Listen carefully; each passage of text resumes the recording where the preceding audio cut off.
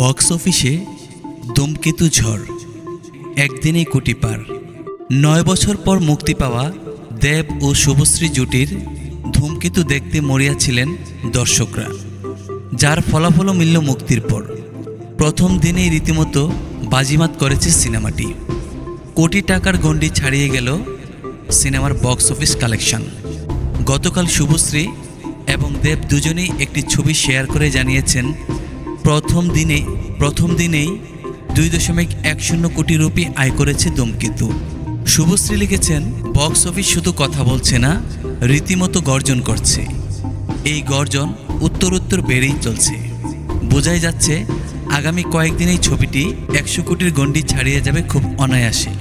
ছবিটির পরিচালক কৌশিক গাঙ্গুলি লিখেছেন, দর্শকদের ভালোবাসা আবেগ অপেক্ষার একটি সংখ্যারূপ মাত্র।